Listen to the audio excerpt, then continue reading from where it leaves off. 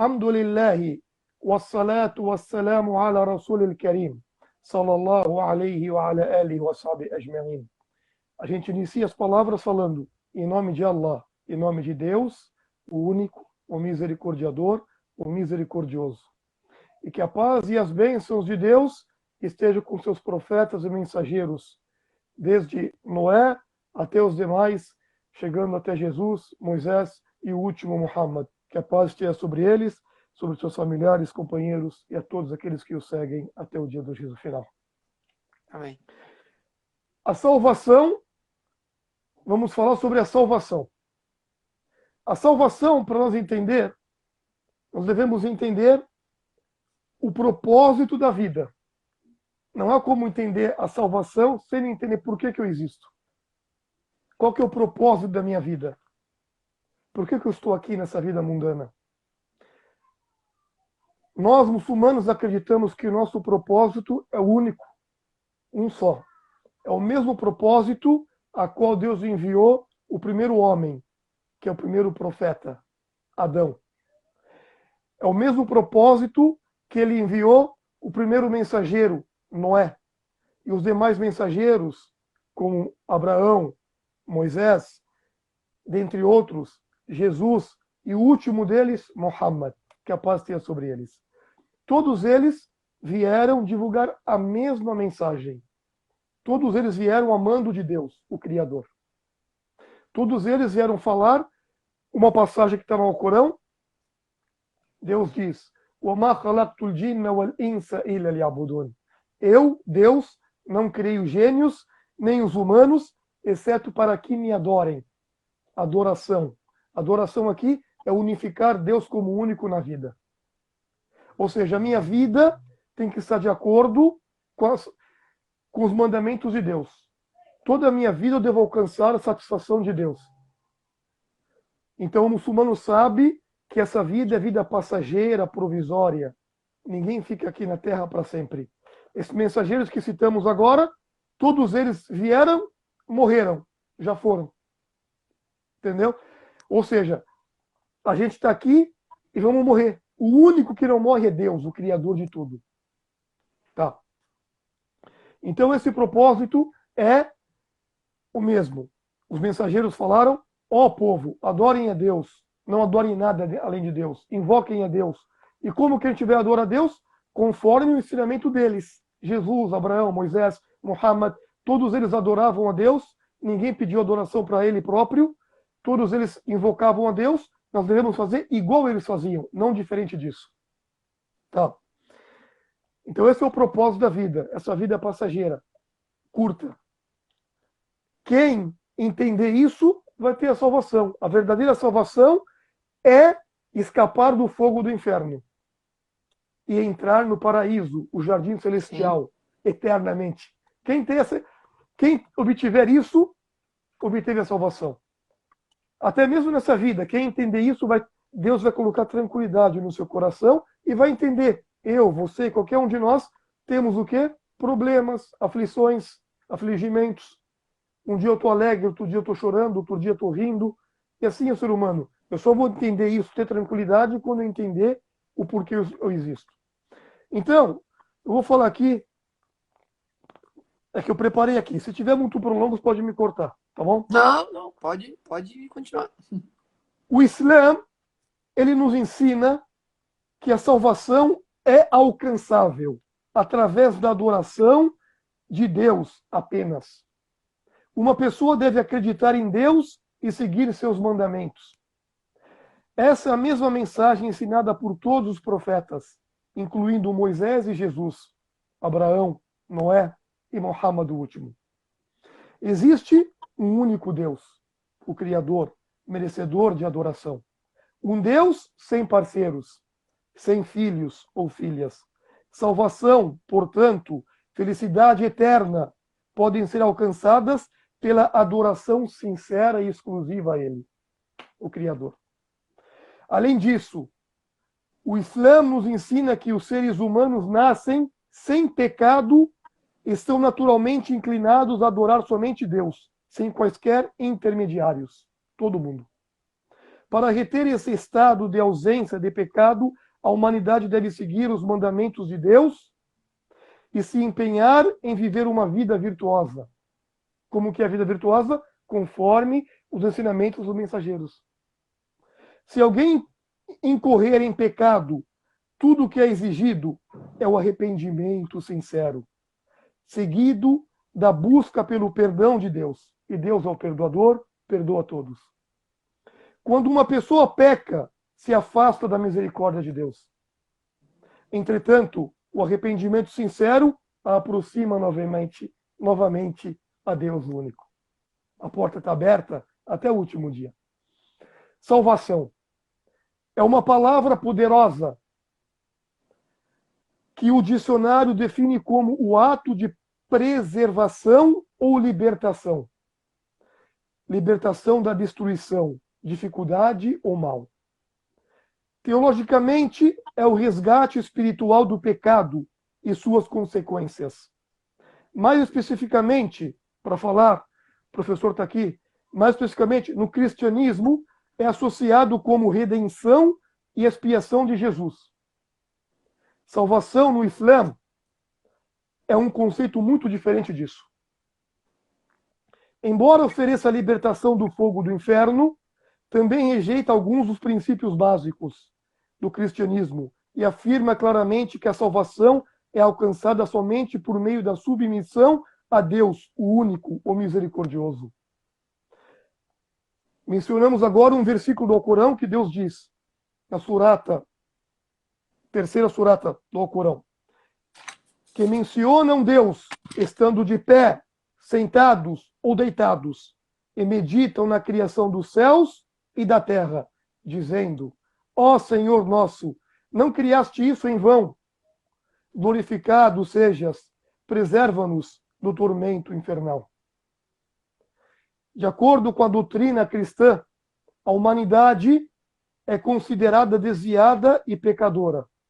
A doutrina do pecado original afirma que a humanidade já nasce contaminada pelo pecado de Adão e, portanto, separada de Deus e precisando de um redentor. O Islã, por outro lado, rejeita totalmente o conceito cristão do pecado original e a noção de que a humanidade nasce em pecado. A ideia de que bebês ou crianças inocentes são pecadoras soa completamente absurda para um crente que sabe que o Islã se trata de perdão original e não de pecado original. A humanidade, de acordo com o Islã, nasce em um estado de pureza total, sem pecado e naturalmente inclinada à adoração e louvor de Deus. Entretanto, os seres humanos também receberam o livre-arbítrio, liberdade, e podem cometer erros e pecar. São até capazes de cometer grandes males. Sim, toda vez que uma pessoa peca, é a única responsável por aquele pecado. Ninguém é responsável pelo meu pecado, somente eu. Cada pessoa é responsável por seus próprios atos. Consequentemente, nenhum ser humano é responsável pelos erros cometidos por Adão e Eva. Diz Deus, o Todo-Poderoso, no Alcorão: nenhuma alma arca com o pecado da outra. Adão e Eva cometeram, sim, um erro. Se arrependeram sinceramente a Deus. Em sua infinita sabedoria, Deus os perdoou. A humanidade não está condenada a ser punida. Geração após geração, os pecados do pai não são transferidos para os filhos. Em ambos, Deus diz no Alcorão Sagrado, em ambos comeram os frutos, Adão e Eva, da árvore proibida, e suas vergonhas foram-lhes manifestadas, e puseram-se a cobrir os seus corpos com folhas de plantas do paraíso. Adão desobedeceu ao seu Senhor e foi seduzido, mas logo o seu Senhor o elegeu, absolvendo-o e encaminhando-o. Foi perdoado, ele e sua esposa. Acima de tudo, o Islã nos ensina que Deus é perdoador e continuará perdoando repetidamente. Faz parte do ser humano cometer erros. Algumas vezes os erros são feitos sem deliberação ou má intenção. Mas, às vezes, consciente e deliberadamente pecamos e prejudicamos outras pessoas. Sim. Portanto, como seres humanos, precisamos constantemente de perdão. Todos, sem exceção. A vida deste mundo está repleta de testes e tribulações, mas Deus não abandonou a humanidade a esses testes, jamais. Deus equipou a humanidade com o intelecto e a habilidade de fazer escolhas e tomar decisões. Deus também nos deu palavras de orientação. Como nosso Criador, Ele está bem ciente de nossa natureza e ansioso para nos guiar na senda reta, que leva à bênção eterna, o paraíso. O Alcorão é a revelação final de Deus para nós muçulmanos. E é aplicável para toda a humanidade, porque Muhammad, nós acreditamos que veio para todo mundo, o último profeta. Todas as pessoas, todos os lugares, todas as épocas. Em todo o Alcorão, Deus pede continuamente que nos voltemos para Ele em arrependimento e peçamos seu perdão. Esse é o caminho para a salvação. Esse é o nosso resgate da destruição. Voltarmos sinceros para Deus, pedindo perdão. Sinceridade é abandonar o erro. Não voltar para aquele erro. Ter sinceridade. Se eu volto, quer dizer que eu não fui sincero. E Deus diz, e quem cometer uma má ação, ou se condenar em seguida... Dá uma boa noite para ela. Daqui a pouco eu vou lá. Deus disse no Corão Sagrado, e quem cometer uma ação e se condenar em seguida arrependido... Espera só um pouquinho só. Agora, não, tranquilo. Não, a criança... Não por isso.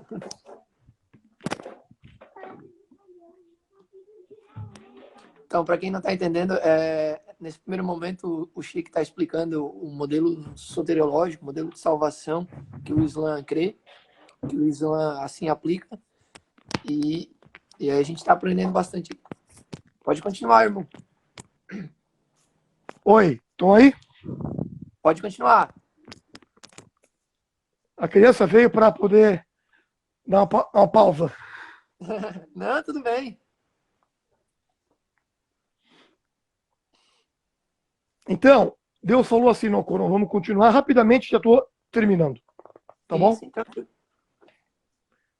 E quem cometer uma má ação, ou se condenar, e em seguida arrependido, implorar o perdão de Deus, sem dúvida nenhuma, achá-lo-á indulgente, misericordiosíssimo.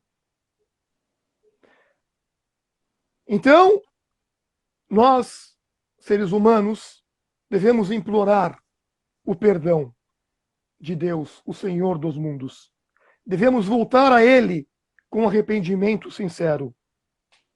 Assim, Deus vai enviar do céu a chuva e adicionará a força, porque Deus falou no Alcorão Sagrado, ó meu povo, Deus diz, implorai o perdão de vosso Senhor e voltai-vos a Ele arrependidos, que vos enviará do céu copiosa chuva e adicionará força à vossa força. Não vos afasteis, tornando-vos pecadores. Me arrependo para Deus, largo o meu erro, Deus vai me dar força, me dar tranquilidade, me dar paz, vai colocar harmonia na minha vida, e na outra eu vou escapar do fogo e terei o jardim eterno.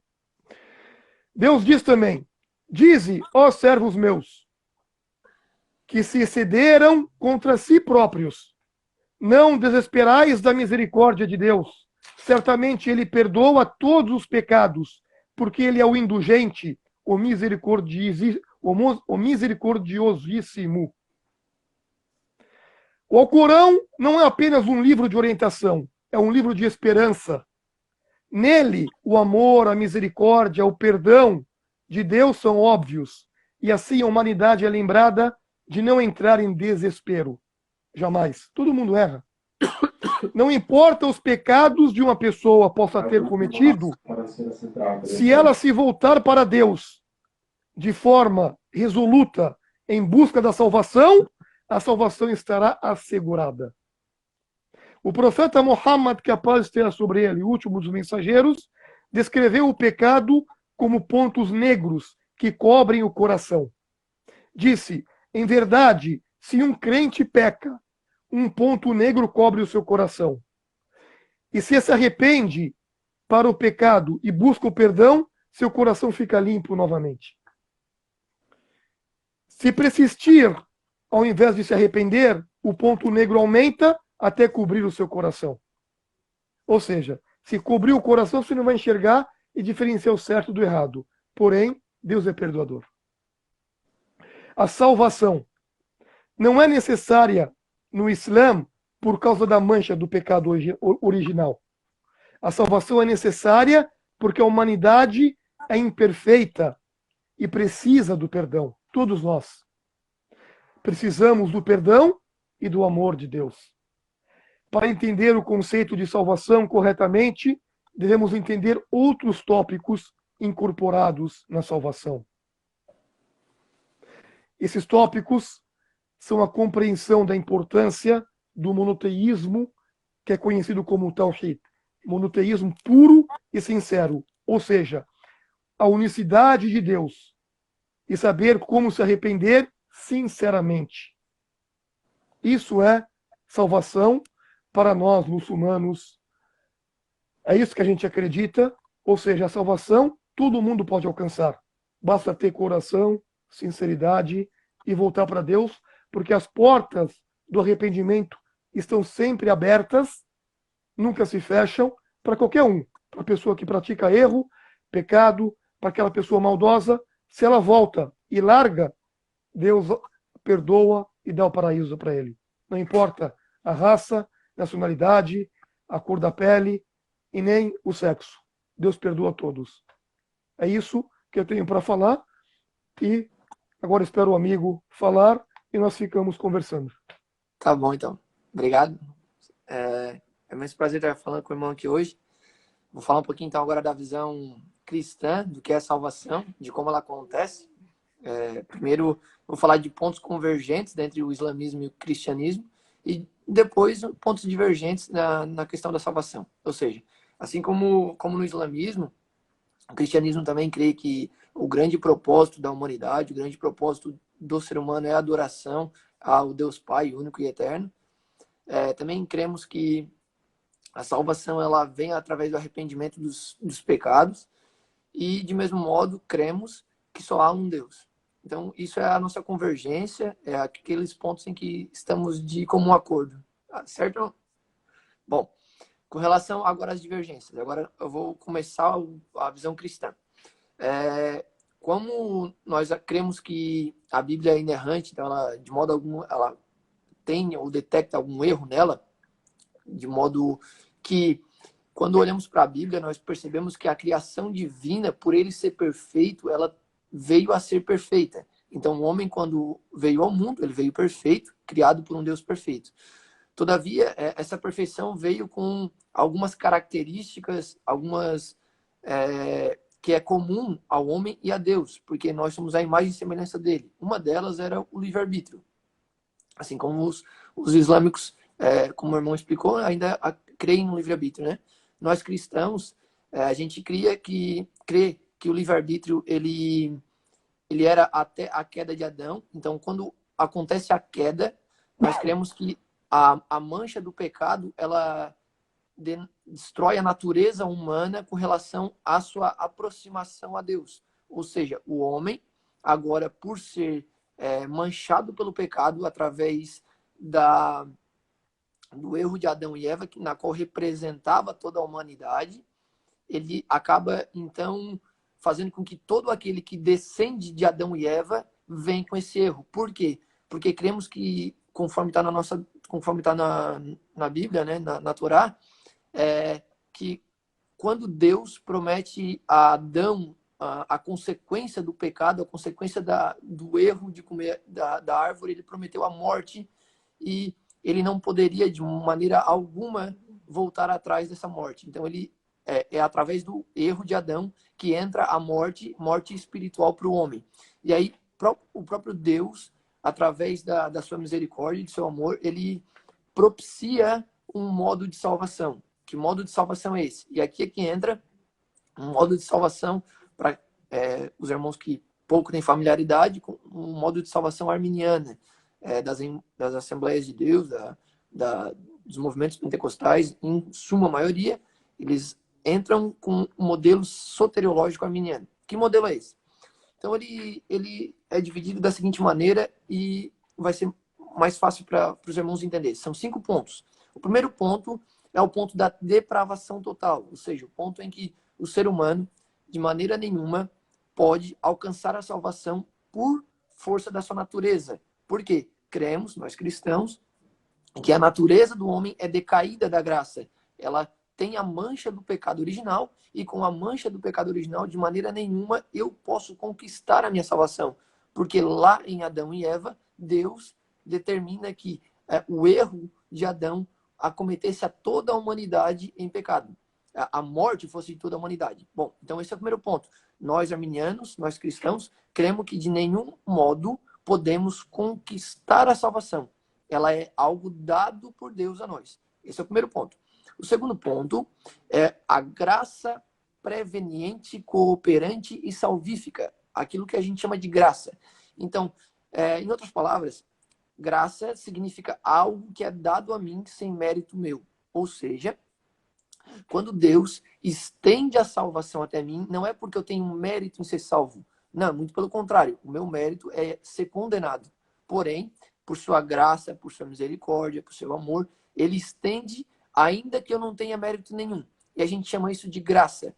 Em primeiro momento, essa graça, a gente define ela como preveniente, porque ela adentra no coração caído do homem, no coração em que ele não se volta para Deus, segundo os cristãos, e Deus restaura esse coração, de modo que agora o homem consegue aceitar a salvação, ele consegue aceitar a Deus. Não que ele dê nenhum passo em direção a Deus, mas apenas que ele aceita a salvação. E após essa graça preveniente se fazer presente dentro do homem, de maneira que o homem não consiga resistir a essa graça preveniente, então essa graça vem, ainda que eu não queira, ela entra no homem, liberta a vontade de pecado do homem, para que o homem então aceite o evangelho. Que o homem aceite as boas novas, que o homem aceite a Deus. Quando o homem aceita isso, ele então tem a graça cooperante, que agora passa a todo momento cooperar com as ações deles, de modo que qualquer ação boa do homem seja meritória a Deus. E sempre que o homem peca, isso requer a natureza de Deus. Aí nós vamos para o terceiro ponto, a expiação. E aqui a gente entra com uma divergência um pouco maior. É que nós cremos que Cristo era Deus e homem ao mesmo tempo. Nós cremos na natureza hipostática de Cristo. O que acontece? Para nós cristãos, quando Cristo morre sem pecado na cruz, ele morre representando a humanidade novamente, na sua natureza humana. Mas ele, como ele era Deus, ele expia o pecado da humanidade inteira. Então, a expiação de Cristo na cruz, ela é para toda a humanidade, ainda que ele era, ao mesmo tempo, 100% humano e 100% Deus.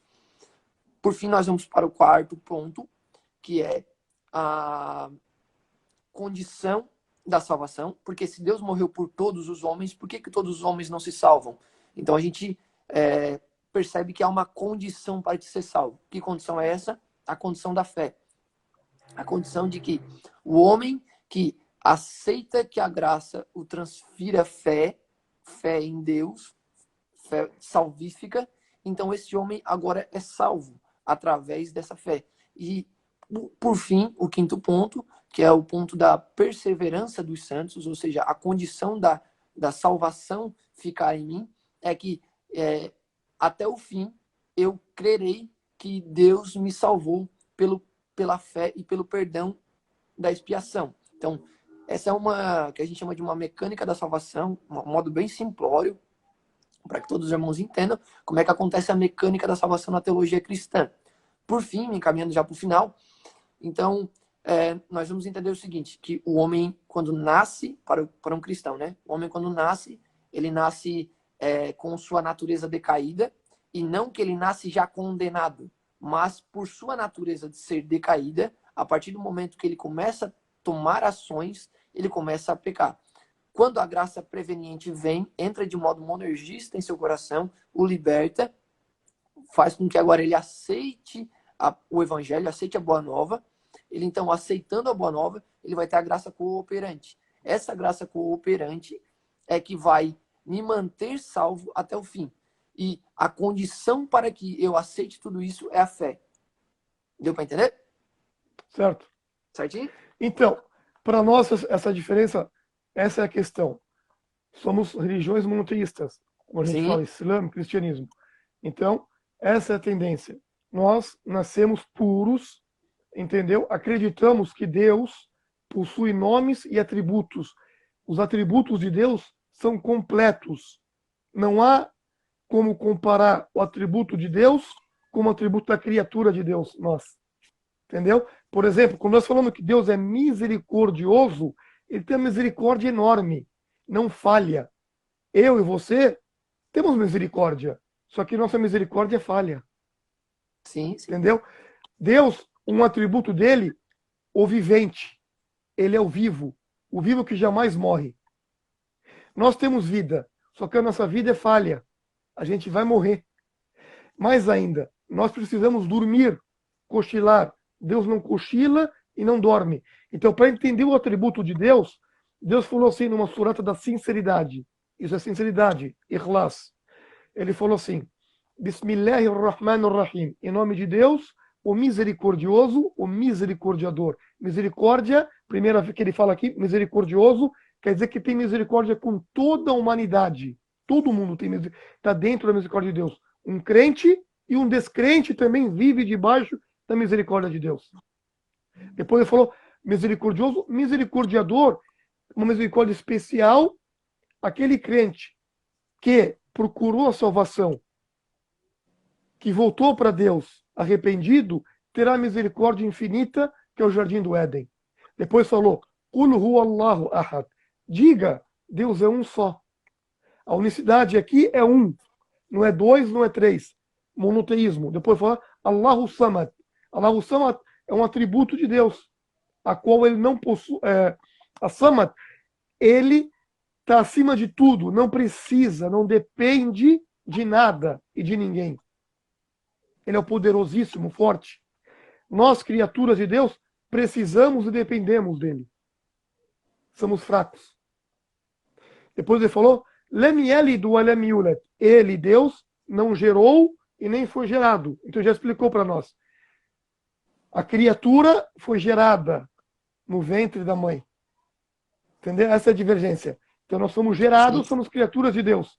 Jesus, um grande nobre, um mensageiro, ilustre profeta de Deus, foi gerado dentro de uma nobre criatura que é Maria. Por que ele fez isso? Por uma prudência magnífica. Entendeu? Ele escolheu a Maria, a pura, e Deus permitiu que ela engravidasse, porque ele pode tudo.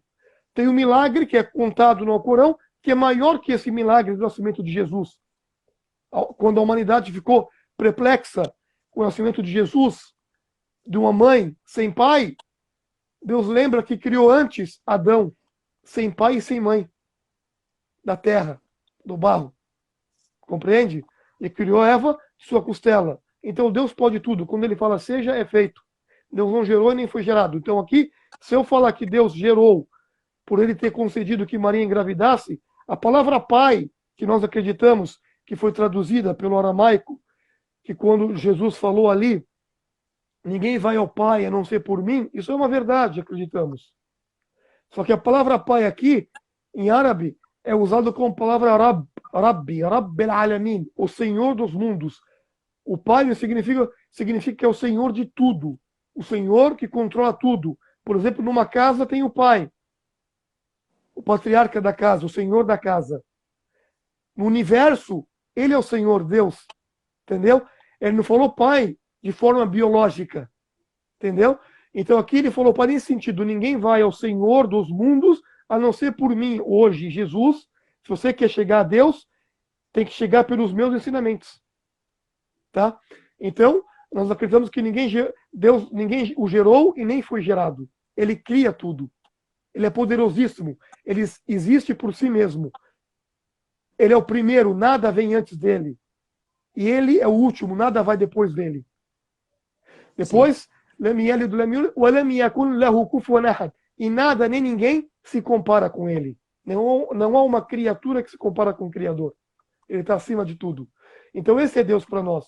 Esse Deus magnífico, que tem um dito do profeta, falou assim, capaz de ter sobre ele o último, Muhammad. Ele falou, certamente Deus é bom e gosta da bondade. Deus é belo e gosta da beleza. A bondade aqui é atributo de Deus. Nós temos bondade, só que nossa bondade é falha. A bondade de Deus não é falha jamais. Ele é justo, não comete injustiça. Entendeu? Então esse ponto é essencial para nós sabermos que ele criou toda a humanidade, somos seres humanos, somos falhos. Só que não vou me culpar por isso. Eu sou falho, só que basta eu me arrepender todo dia para Deus, voltar, reconhecer que Deus perdoa para todo mundo. Todo mundo alcança o perdão de Deus. Basta querer. Tá bom, então, posso agora a nossa visão.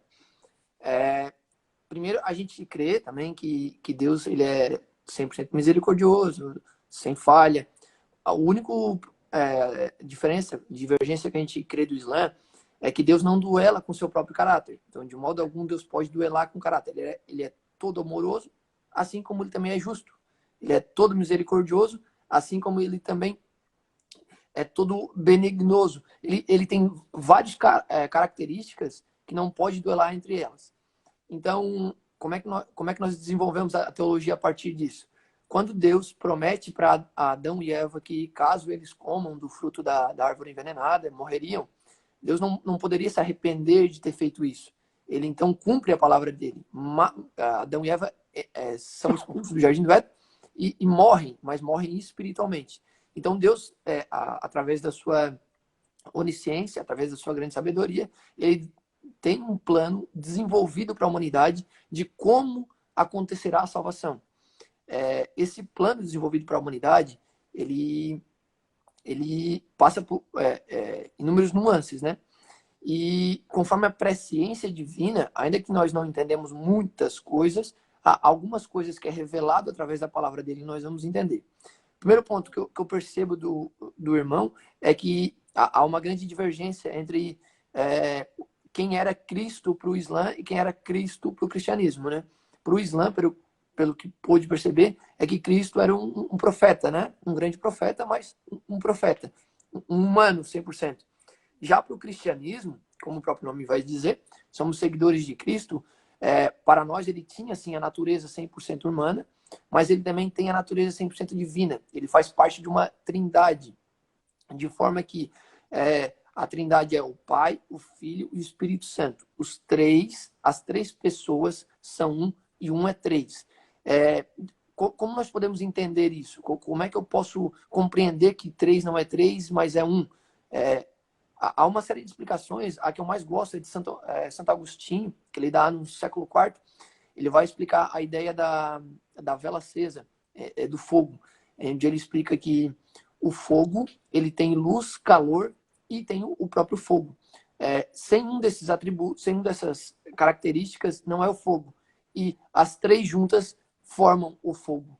Essa é a maneira mais simples, claro, existem N outras maneiras de explicar, mas essa é a maneira mais simples que eu consigo explicar a essência de Cristo.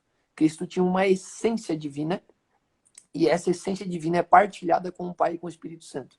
Mas ele, quando partilha a essência, ele também partilha a essência humana. Por que isso? Porque, segundo Armínio, quem peca contra Deus, contra o Pai, é o ser humano.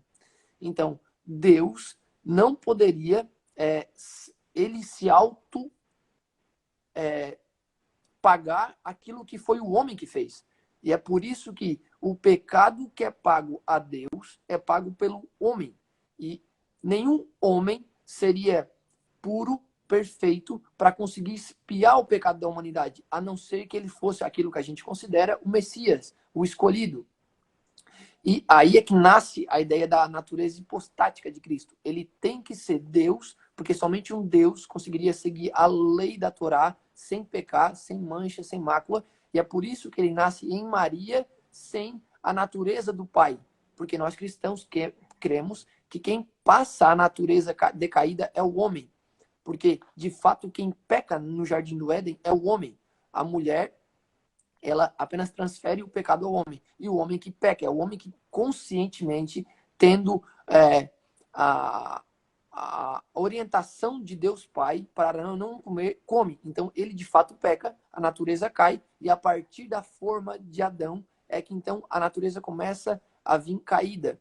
E nenhum outro homem gerado por um homem, ser humano, conseguiria viver, cumprir a Torá de modo que fosse o Messias. Por isso, então, que ele é gerado sem um pai e uma mãe, sem um pai, desculpa, em Maria.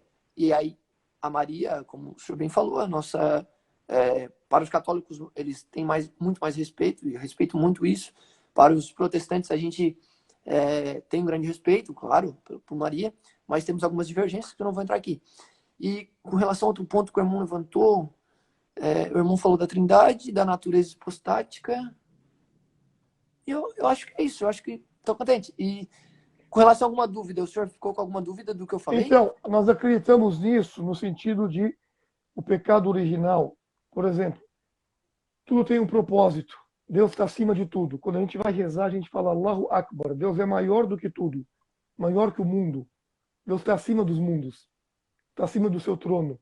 Sobretudo, ele vê e organiza e conhece o que está no coração de cada um. Ele não precisa estar aqui, ele em si, do meu lado. A sabedoria dele está comigo. Ele sabe de tudo. Entendeu? Então, quando ele criou Adão sem pai, sem mãe, então eu não posso falar que Adão é Deus. Adão foi criado sem pai e sem mãe. Mas Adão foi criado com um propósito. O propósito é gerar nós, seres humanos. Ele, logo em seguida, ele criou Eva. E já existia o Satanás, o Lúcifer. Esse Lúcifer era um adorador de Deus para nós. Ele adorava a Deus sempre, a todo momento. Só que quando Deus criou Adão, mostrando que o ser humano e os gênios têm um livre-arbítrio. Entendeu? O Lúcifer olhou e ficou com inveja. Para ver a forma do ser humano, o tratamento que Deus, ele próprio criou. Entendeu? Então, entrou a inveja dentro de Lúcifer. E quando Deus ordenou para os anjos todos, e todos que estavam ali se prostrem para Adão, Lúcifer rejeitou. Não quis se prostrar. Achando que ele era melhor que Adão. Nesse exato momento, Deus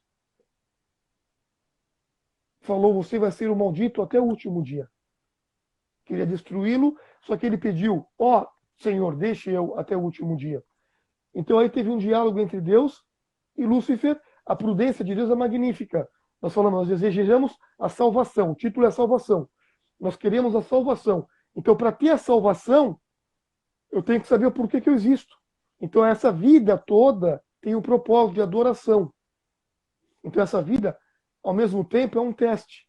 Não é todos os desejos que vai ocorrer, eu vou cair. Para mim chegar à questão. Então, naquele momento, Deus criou a Eva da costela de Adão. 2, o homem e a mulher, um precisa do outro. Nesse exato momento, Deus falou, aqui é o jardim do Éden. Viva, desfruta, faz o que você quiser. Os dois. Só que não chegue próximo dessa árvore. Essa árvore é proibido para vocês. O resto é liberado. Aí entrou o que, Lúcifer? Com sussurro. Sussurrando. Aí que está, o demônio, ele sussurra o ser humano. Ele perturba o ser humano. Ele coloca um desejo para o ser humano. Nós acreditamos que o demônio chegou até Adão e Eva e falou, na verdade, essa árvore, se você experimentar dela, provar dela, você vai ficar eternamente desfrutando do prazer. Transformou a imagem. Mudou, colocou a forma de desejo. Entendeu? Foi aí que Adão caiu, mostrando que nós, filhos de Adão, criaturas de Deus, caímos no desejo. Nós somos seres humanos, somos fracos. Como falamos agora, nós somos fracos, temos erros, temos pecado por isso. Entendeu? Só que esse pecado que Adão e Eva cometeu, imediatamente ficaram com vergonhas. Sentiram, falaram, erramos. Por que fizemos isso? Imediatamente eles pediram perdão para Deus. E Deus mostrou que ele é misericordioso, completo. Não tem misericórdia incompleta. Ele falou, estão perdoados. Então fala, por que expulsou eles do paraíso? Na verdade, não expulsou eles do paraíso. Apenas colocou eles na terra com um propósito. Qual que é o propósito? A descendência. Gerar. Nós, seres humanos, fomos gerados. Nós, criaturas de Deus, existimos. Aí, a partir de então, Deus colocou todos na terra para a gente viver nessa terra, nesse mundo, e saber que essa terra tem um limite, tem divisões. Eu não posso ultrapassar essas divisões. É só esse o ponto, entendeu? Então nós acreditamos, nasci, ser humano, um bebê, criancinha. Minha origem é pureza natural. Eu vou crescer.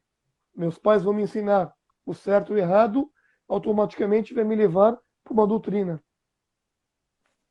Aí, esse bebê é levado para essa doutrina. Mas a natureza dele é unicidade. É saber que Deus é o Criador de tudo que existe. Compreende? É somente isso. Esse ponto é essencial para a gente. A nossa discordância que a gente vai ter no cristianismo é que, para nós, a salvação ela é toda irrestritamente a Deus, a graça de Deus. Ela não depende de modo algum do homem. Por exemplo, Deus não precisava se formar de ser humano para passar na Terra como ser humano, entendeu? Um ser humano falho. Acabamos de falar, nós acreditamos que os atributos de Deus são completos. Então eu vou passar na Terra por um ser humano falho. Jesus é nobre, mas ele era ser humano, ele precisava comer, beber, dormir, usar o banheiro, isso. Entendeu? Deus, então, ele trouxe, falou, Jesus vai nascer de vocês, seres humanos, só que ele vai ser um profeta que vai pegar a minha mensagem. Aí entra o Espírito Santo. Esse Espírito Santo é o anjo Gabriel que veio para Maria, pela ordem de Deus, para conceder a gravidez para Maria. O mesmo anjo que trouxe as mensagens para os demais mensageiros e profetas. O anjo que trouxe o Corão para Muhammad. Um anjo especial. Uma criatura de Deus. Que só obedece, só que os anjos não têm livre-arbítrio como nós. Entendeu? Entendi. Então, esse ponto... Oh, desculpa, pode continuar. Então esse é o ponto essencial para nós. Entendeu? Esse é um ponto. Deus não precisa se colocar como um ser humano para mostrar para o ser humano como deve voltar para Deus. Não, ele está acima de nós. Ele está acima, completo, nós somos falhos. Então, de lá, ele envia os seus mensageiros para mostrar para nós como adorá-lo. É isso. Opa, o senhor está me ouvindo? Estou te ouvindo, estou aqui. É que a câmera eu acho que caiu, mas se o senhor continuar assim, tá tudo bem, se o senhor estiver me ouvindo. Peraí, mas está pegando ou não? Tá. Desculpa, para mim está carregando, mas está funcionando. Estou conseguindo ouvir o senhor. Se o senhor quiser, eu continuo assim, pode ser? O senhor consegue me ver? Eu consigo te ver, mas a minha imagem está congelada. Eu não sei se caiu ou se o irmão congelou a imagem e quando foi tentar levantar o celular. Bom, de qualquer forma, se o senhor quiser, eu posso continuar para nós não perder. É isso aí. Agora voltou. Voltou. Agora voltou. Podemos continuar então? Pode continuar. Então, como é que nós cristãos percebemos a salvação? Por que nós dependemos que Cristo, para nós cristãos, fosse Deus e homem ao mesmo tempo? Porque quem macula a imagem do homem contra Deus, quem peca contra Deus é a humanidade. Logo, a humanidade que necessita pedir perdão, é a humanidade que necessita reconciliar com Deus. Religare, né, em latim, né?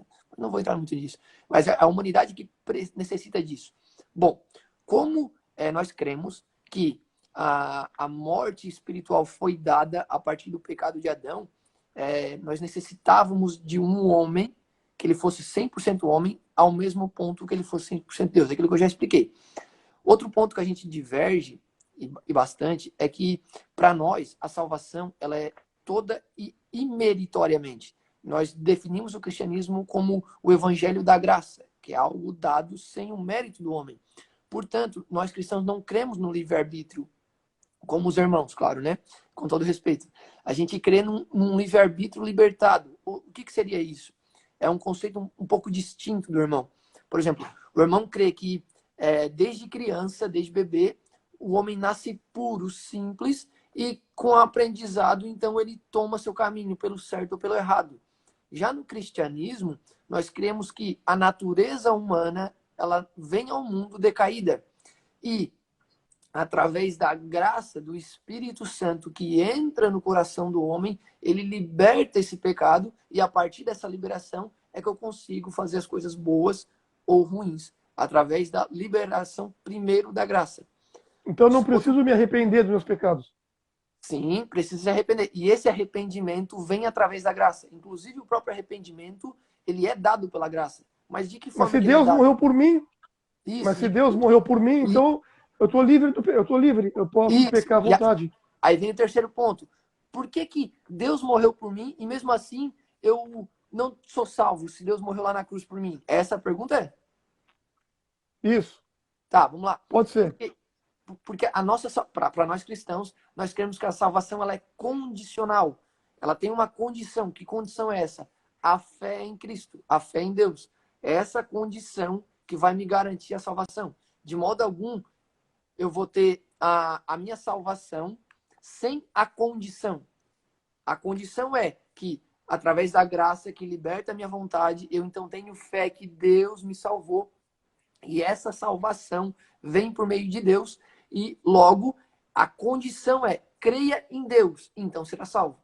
Se tu não quer, ainda que Cristo morreu pela humanidade, ainda que Deus morre, entre aspas, né? Ainda que Cristo expia o pecado da humanidade, a humanidade toda não se salva.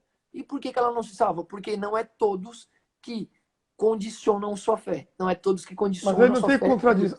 Aí não vai ter uma contradição, desculpa. Não, Porque pode falar. a humanidade toda não se salva. Mas se vocês crêem que Jesus, sendo Deus, morreu para salvar a humanidade, então salvou. Isso.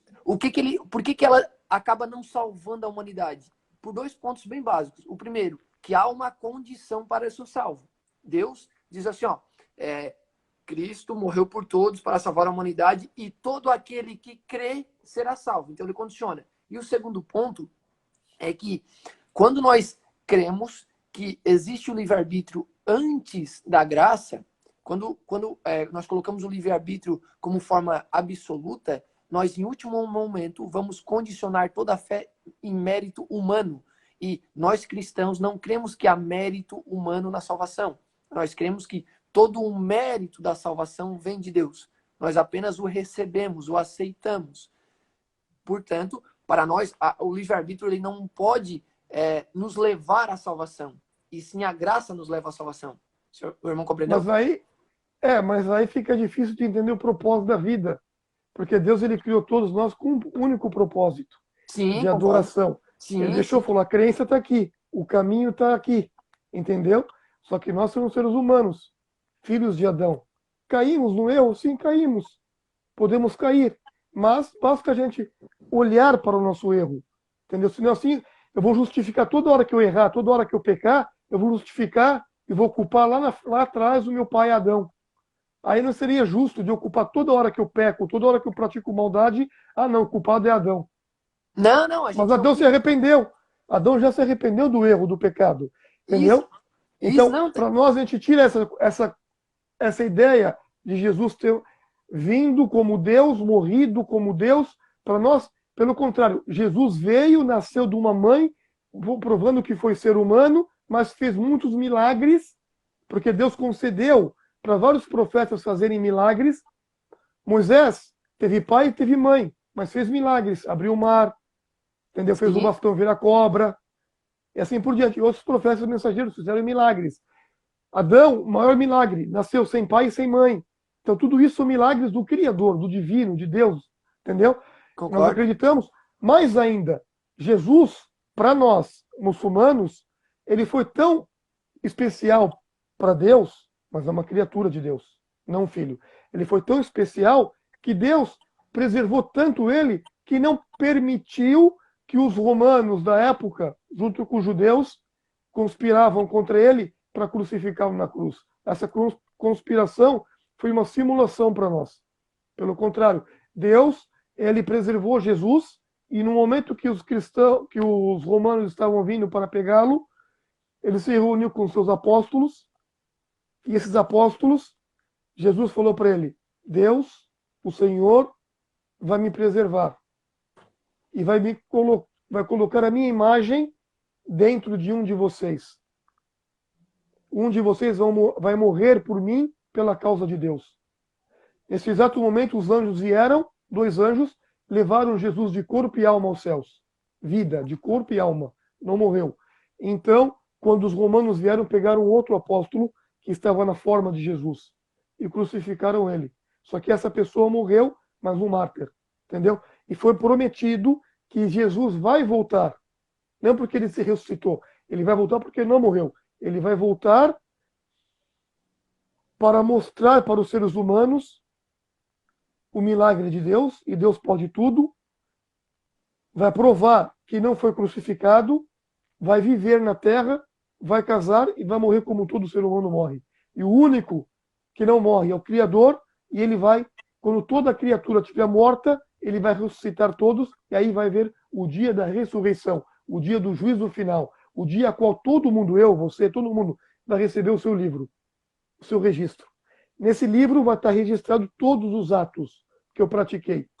Todo o pecado, toda a boa ação está lá. Entendeu? Aí ali nada vai justificar. Se eu pequei, se eu fiz um erro, eu sou culpado por esse erro, ninguém mais. Entendeu? É isso. Sim, sim. Algumas discordâncias que a gente tem, deixa eu tentar explicar. Uma, com relação a milagres. Por que nós cremos que o milagre de Cristo é diferente dos milagres de Maomé, de Noé, de Moisés, dos outros profetas? Por que a gente crê que é diferente? Porque quando nós olhamos para a Bíblia nossa, né, para a Bíblia cristã, nós percebemos que todas as passagens e citações em que acontecem milagres, eles sempre avocam o nome de alguém. Por exemplo, Paulo, Pedro, sempre que eles faziam milagres, eles diziam, em nome de Jesus, em nome de Cristo, em nome de Alá, em nome de Alá, que Deus te cure, que Deus te ajude. Noé, Moisés vai dizer, em nome de Alá, em nome de Deus, que o mar abra. Ou seja, eles avocam o nome de Deus para que o poder reine. Com relação a Cristo, quando olhamos para as passagens e para o modo com que Cristo evocava o milagre, ele em nenhum momento ele evoca o nome de alguém. Ele sempre fala, por exemplo, em Cafarnaum, ele vai dizer, paralítico, levanta-te e anda. E aí Cafarnaum fica extremamente estagiado assim, mas quem é tu? Em poder de quem tu estás falando? Se tu falou em teu próprio poder. Então, nós cristãos, né, claro, com todo respeito, nós pelo que entendemos eu vi, não muito no Evangelho, algumas partes do Evangelho, ele falava em nome do Pai. Entendeu? Em nome do Pai aqui, a palavra, como eu falei, expliquei antes, o Pai aqui significa o Senhor. Então ele fazia em nome de Deus. E no Alcorão explica isso, e nós lemos várias vezes que Jesus, ele curou o leproso, ele deu visão para os cegos e ressuscitou mortos, como está no Evangelho. Em algumas passagens nós vimos agora que ele falava em nome do Pai. O Pai aqui é o Senhor, que eu expliquei a palavra Pai. E no Alcorão ele sempre falava, em nome de Deus te dou a visão. Em nome de Deus, te curo da lepra. Em nome de Deus, Então, ele mesmo fazia em nome do Senhor, do Pai, de Deus, do Criador. Entendeu? Que então a gente tem alguma divergência na passagem. Na nossa Bíblia, e aí a gente pode ter alguma divergência sim, né? Mas no nosso credo de fé, lá ele não evoca um nome em todos os momentos. Em alguns momentos... irmão, acho que vai cair a nossa live daqui a 1 minuto e meio. Vou terminar bem rapidinho essa explicação. A gente desliga e eu ligo de novo. Pode ser? Tudo bem. Então, falta 1 minuto e meio, tá? Eu vou tentar explicar aqui para ficar mais rapidinho, daí o irmão me faz outra pergunta, se o irmão quiser. Nós cremos que, em alguns momentos, ele evoca o nome do Pai. Por exemplo, quando ele vai explicar que ele é Deus. Mas quando ele faz uma série de milagres, ele não diz em nome do Pai sempre. Ele diz, levanta-te e anda, ressuscita-te do morto. E isso, para nós cristãos, evoca que ele era Deus em essência. Ele não precisou evocar o nome de alguém para que aquilo acontecesse. Diferente dos outros profetas, que sempre evocam o nome de Alá, de Deus, de Cristo, assim como o irmão queira entender. Outro ponto que eu percebo, que a gente tem divergências, né? Com relação ao mérito salvífico. A todo momento eu percebo que a salvação no Islã, e aí o senhor me corrige se eu estiver errado, ela é humana. Assim como se o homem erra e a culpa é dele, correto até aqui? Sim. Se ele acerta, a culpa também é dele, correto? Se eu acertei é porque Deus me deu uma luz, uma iluminação de eu enxergar, entendeu? Eu acertei e reconheci o meu erro. Como falamos agora há pouco no texto. Cada pecado que eu faço vai manchando o meu coração. Fica mais difícil de enxergar. Agora, quando eu Sim. reconheço um pecado que eu faço e volto para Deus, largando aquele pecado, aquela Irmão, mancha vai saindo. irmão, desculpa, vai acabar a live aqui, eu posso encerrar e Sem daí a gente... problema. Se você quiser voltar, pode voltar. Como falei, já deu mais de uma hora. As pessoas Ai, estão aqui. Será que ia ficar difícil para eles? Vai, entra. Ou quiser entrar no outro dia, como você achar melhor. tá, então vamos fazer o seguinte, eu só vou encerrar aqui e voltar, e daí a gente volta e faz um fechamento para continuar outro dia, pode ser?